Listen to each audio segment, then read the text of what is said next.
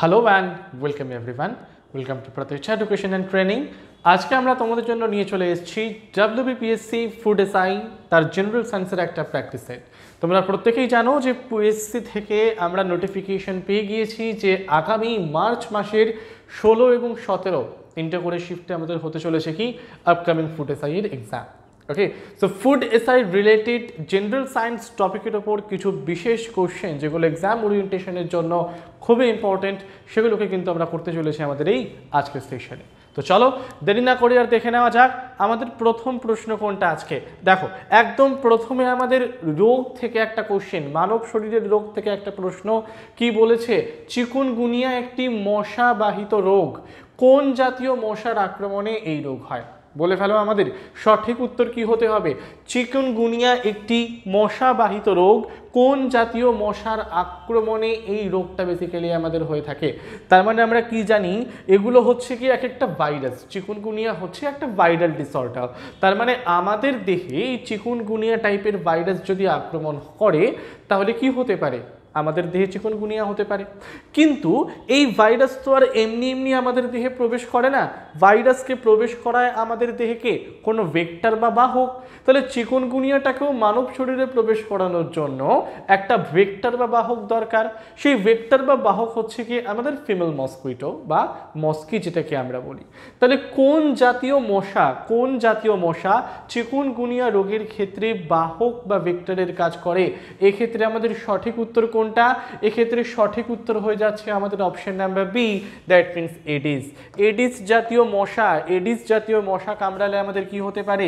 Aedes জাতীয় মশা কামড়ালে কিন্তু আমাদের চিকুনগুনিয়া জাতীয় রোগটি হতে পারে। কিন্তু এখানে এডিসটা কি বাহক, নট কারণ। সে কামড়ায় বলে, সে রোগটাকে বহন করে বলে চিকুনগুনিয়া আমাদের দেহে কিন্তু ছড়িয়ে পড়তে পারে। আচ্ছা, আমরা এখানে দেখে নিই, চিকুনগুনিয়া হচ্ছে ভাইরাস ডিজিজ বা এডিস মশার আক্রমণে কি হতে পারে? ডেঙ্গু হতে পারে। এবং অ্যানোফিলিস মশার আক্রমণেও কি হয়? বেসিক্যালি আমাদের ম্যালেরিয়া জাতীয় রোগ কিন্তু হয়ে থাকে। এবার এই ম্যালেরিয়াটা, এটা কিন্তু একটা প্রোটোজোয়া ঘটিত রোগ বা প্রোটোজোয়ার আক্রমণের ফলে হয়। আর ডেঙ্গুটা কি? ডেঙ্গুটাও কিন্তু one of the most important viral fever, ভাইরাসের আক্রমণের জন্য হয়। ক্লিয়ার না এত অব্দি প্রত্যেকের? যাচ্ছি আমরা পরের প্রশ্নে যাওয়ার আগে বলে দিই, যাদের টার্গেট এই মার্চ মাসের ফুড এসআই বা ভোটের পর যখন আমাদের মিসলেনিয়াস এবং ক্লার্কশিপের এক্সামিনেশনগুলো হতে চলেছে, যারা এই তিনটে এক্সামকে টার্গেট করে চলছো, তাদেরকে বলতে চাই আমাদের বেঙ্গল কম্বাইন্ড অনলাইন কোর্স, যেই পুরো কোর্সের ফি হচ্ছে গিয়ে অনলি 689, 1 ইয়ার অফ ভ্যালিডিটি, যেখানে তোমরা আপকামিং এক্সামগুলোর জন্য লাইভ এবং রেকর্ডেড ভিডিও, স্টাডি ম্যাটেরিয়াল প্রত্যেকটাকেই কিন্তু অ্যাভেল করতে পারো। আর এই কোর্সের ডিটেলস জানতে নিচে দেওয়া নাম্বারে কল করে নাও 9088890010 পরেরটায় চলে যাই। যারা চাইছো ফেস টু ফেস ইন্টারাকশন বা অফলাইন ক্লাস করতে, তাদের জন্য আমরা নিয়ে এসেছি আইবিটি বারাসাতের পক্ষ থেকে ফুড এসআই ক্লার্কশিপ মিসলেনিয়াস, যার মান্থলি ফি হচ্ছে কি অনলি 500, যেখানে তোমরা স্মার্ট ক্লাসরুম, বাংলা প্রস্তুতি, মক টেস্ট, স্টাডি নোট, অভিজ্ঞ শিক্ষকদের গাইডেন্স প্রত্যেকটাকে কিন্তু ইজিলি অ্যাভেল করতে পারবে। আরও ডিটেলস জানতে নিচে দেওয়া নাম্বারে কল করে নাও 9088890080-তে। তো চলো দেরি না করে আমরা চলে আসছি পরের প্রশ্ন। কি বলছে, নিম্নোক্ত কোনটি আলোর আভ্যন্তরীণ পূর্ণ প্রতিফলনের উদাহরণ নয়? নিম্নোক্ত কোনটি আলোর আভ্যন্তরীণ পূর্ণ প্রতিফলনের উদাহরণ নয়? আভ্যন্তরীণ পূর্ণ প্রতিফলন, এই কথাটার অর্থটা কি? আমরা কি জানি যে যখনই আলো আমার কোনো জাস্ট লঘু মাধ্যম, যখনই আলোটা আমার একটা মাধ্যম থেকে অন্য মাধ্যমে আসবে, তারপর সেই মাধ্যমেই আবার সে রিটার্ন চলে যাবে যেখান থেকে আসবে। তো সেটাকেই বেসিক্যালি আমরা কি বলি? আভ্যন্তরীণ পূর্ণ প্রতিফলন বলে চলি না। প্রতিফলন মানে কি? প্রতিফলন মানে যে মাধ্যম থেকে আলোটা আসছে সেই মাধ্যমেই আলোকরশ্মির ফেরত চলে যাওয়ার ঘটনা। সেখানে আভ্যন্তরীণ প্রতিফলন মানে কি? আভ্যন্তরীণ পূর্ণ প্রতিফলন মানে আলোকরশ্মিটার প্রতিসরণ হওয়ার কথা। দুটো কথার মধ্যে কিন্তু ডিফারেন্স আছে।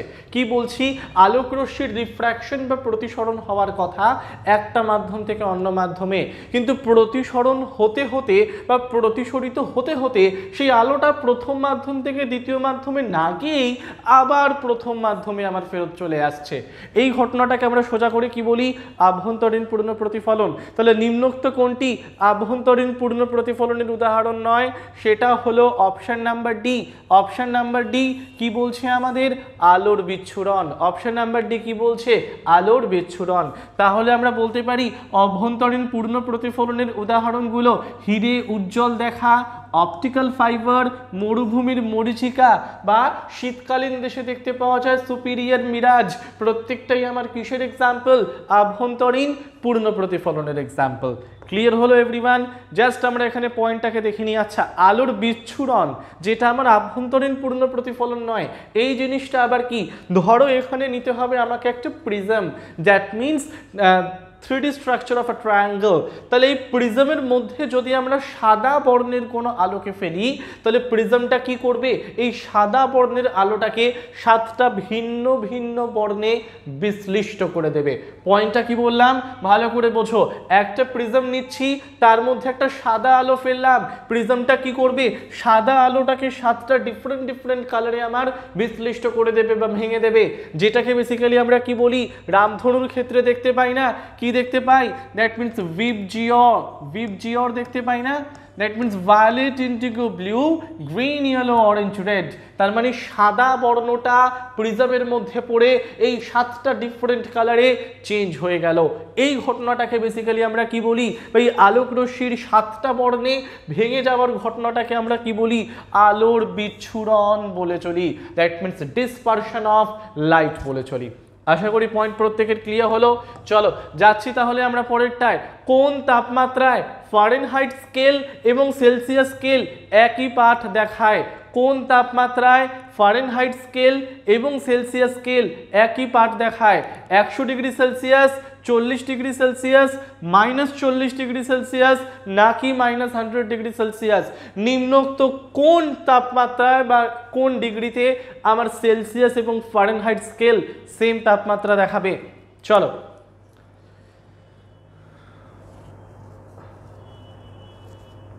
তাহলে এখানে আমাদের সঠিক উত্তর কোনটা হবে? এখানে আমাদের সঠিক উত্তর হয়ে যাবে option number C. Option number C, -40 degree Celsius. সঠিক উত্তরটা কি হবে? Option number C, -40 degree Celsius. আচ্ছা, আমি দুটো প্রশ্নের উত্তর চাই এখান থেকে। এই যে আমরা তাপমাত্রা পরিমাপ করি বিভিন্ন স্কেলের সাহায্যে, যার মধ্যে একটা ইম্পর্টেন্ট হলো গিয়ে ফারেনহাইট, আরেকটা ইম্পর্টেন্ট হলো গিয়ে সেলসিয়াস। আরও দুটো ইম্পর্টেন্ট সেলসিয়াস ফারেনহাইট বাদ দিয়ে আরও দুটো মোস্ট ইম্পর্টেন্ট তাপমাত্রা পরিমাপক স্কেলের নাম কমেন্ট বক্সে কিন্তু প্রত্যেকের অ্যান্সার চাই। তাহলে কোশ্চেন, এটার অ্যান্সার কি হচ্ছে? -40 ডিগ্রি সেলসিয়াস। এই টেম্পারেচারে সেলসিয়াস স্কেল এবং ফারেনহাইট স্কেল দুটোই কিন্তু আমার সেম টেম্পারেচারটাকে শো করে থাকে।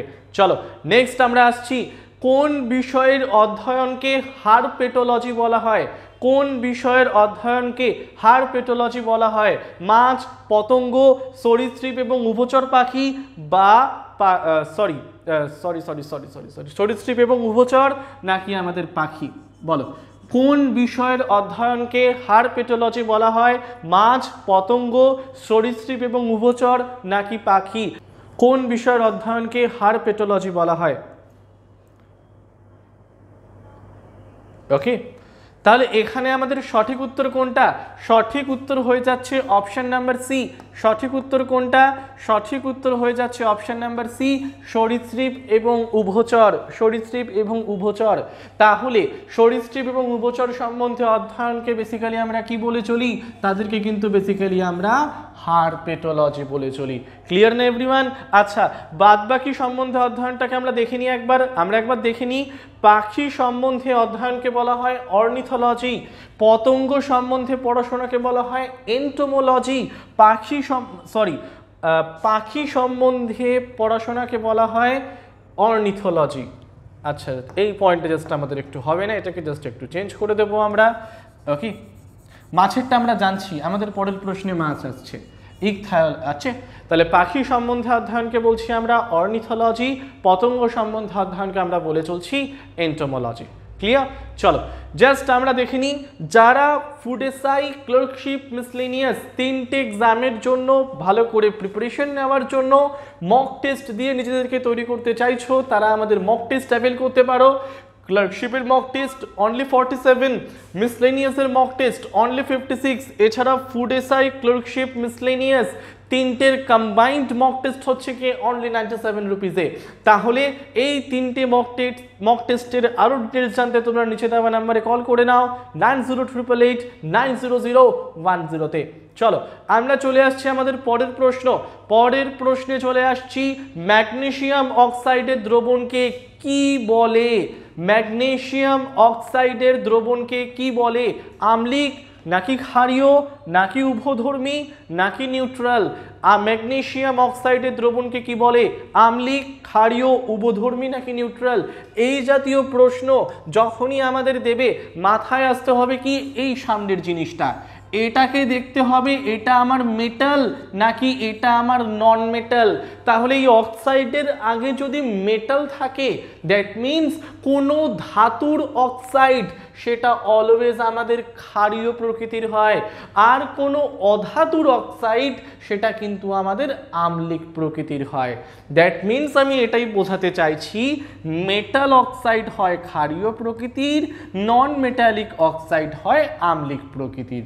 আবার কিছু মেটাল অক্সাইড থাকে যারা হয় উভধর্মী, মানে যারা আমার অ্যাসিডিক নেচারটাকেও শো করে অ্যাজ ওয়েল অ্যাজ যারা আমার বেসিক নেচারটাকেও শো করে। যেরকম এখানে একটা এক্সাম্পল দিই প্রত্যেককে, অ্যালুমিনিয়াম অক্সাইড Al2O3, এটা কি? এটা হচ্ছে গিয়ে বেসিক্যালি কিন্তু আমার একটা উভধর্মী অক্সাইডের এক্সাম্পল। তার মানে এটা আমার আম্লিক প্রকৃতিও শো করবে অ্যাজ ওয়েল অ্যাজ ক্ষারীয় প্রকৃতিটাকেও শো করবে। তাহলে এখানে আমার সঠিক উত্তর কি? ম্যাগনেসিয়াম মেটাল নাকি নন মেটাল? স্যার ম্যাগনেসিয়াম তো আমার অবভিয়াসলি মেটাল, তাহলে ম্যাগনেসিয়ামের অক্সাইড, মেটালের অক্সাইড কি প্রকৃতির হবে? সেটা আমাদের ক্ষারীয় প্রকৃতির হবে। Option number B is your correct answer. আচ্ছা কি বলে নি? ধাতুর অক্সাইডগুলো ক্ষারীয় প্রকৃতির হয়, অধাতুর অক্সাইডগুলো আম্লিক প্রকৃতির হয়। চলো নেক্সট প্রশ্নে চলে আসছি, লিটমাস কি থেকে তৈরি হয়? বাহ, খুব একটা ইম্পর্টেন্ট প্রশ্ন। লিটমাস কি থেকে তৈরি হয়? লিটমাসের টেস্টগুলো থেকে, যে অ্যাসিডের মধ্যে লিটমাসকে ডোবালে কি হয় বা ক্ষারীয় দ্রবণের মধ্যে লিটমাসকে ডোবালে কি হয়, এই জাতীয় প্রশ্ন কিন্তু আমরা আমাদের এক্সামে বারবার আসতে দেখেছি। কিন্তু এই যে লিটমাস পেপার, লিটমাসটা আমার কি দিয়ে তৈরি হয় যদি প্রশ্ন আসে, অপশনগুলো একবার আমরা দেখে নেব। লাল শৈবাল, ব্রায়োফাইটা, লাইকেন নাকি ওপরের সবকটি? তাহলে নিম্নলিখিত এই চারটে অপশনের মধ্যে কোনটা থেকে আমাদের লিটমাস তৈরি হয়ে থাকে বলে ফেলো প্রত্যেকে। তাহলে এক্ষেত্রে আমাদের সঠিক উত্তর কোনটা? এক্ষেত্রে আমাদের সঠিক উত্তর হয়ে যাবে লাইকেন। সঠিক উত্তর কি? লাইকেন। লাইকেন থেকে বেসিক্যালি কি তৈরি হয়? লিটমাসটা আমাদের তৈরি হয়ে থাকে। আচ্ছা, লাইকেন হলো শৈবাল এবং ছত্রাকের মধ্যে থাকা মিথজীবিতার সম্পর্ক। আমরা কি জানি? শৈবাল বা অ্যালগি হচ্ছে গিয়ে লোয়ার লেভেল অফ প্ল্যান্ট, তার থেকেও নিচু প্রজাতি কোনটা? আমার ছত্রাক। এবারে শৈবাল এবং ছত্রাক যখন একে অপরের সাথে মিথজীবিতার সম্পর্কে অবস্থান করবে তখন যেই ফরমেশনটাকে আমরা দেখতে পাই তাকে বলা হয় কি? তাকে বলা হয় আমাদের লাইকেন। মিথজীবিতা মানে কি? একে অপরের দ্বারা উপকৃত হওয়া। মানে ছত্রাক বেঁচে থাকার জন্য পুষ্টিরস নেবে কার থেকে? শৈবালের থেকে। আবার শৈবাল বেঁচে থাকার জন্য পুষ্টিরস নেবে কার থেকে? আমাদের ছত্রাকের থেকে। তাহলে এটা হলো মিথজীবিতা বা সিম্বায়োটিক রিলেশন। যেই সিম্বায়োটিক রিলেশনটার নাম আমরা কি দিই? লাইকেন দিয়ে চলি।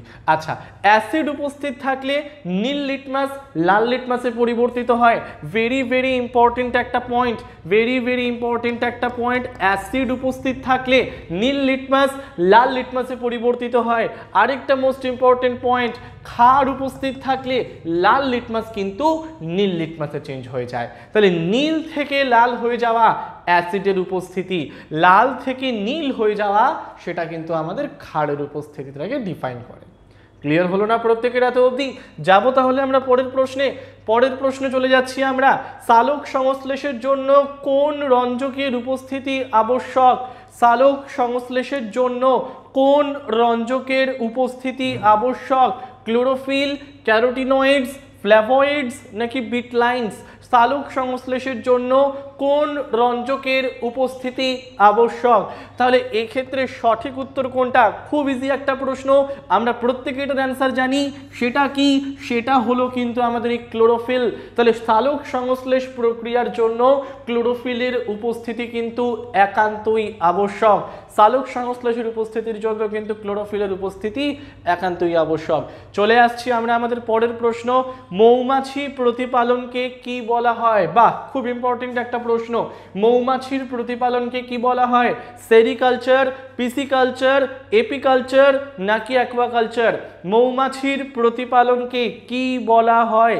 সেরিকালচার, পিসিকালচার, এপিকালচার নাকি অ্যাকোয়াকালচার? এক্ষেত্রে সঠিক উত্তর কোনটা হবে?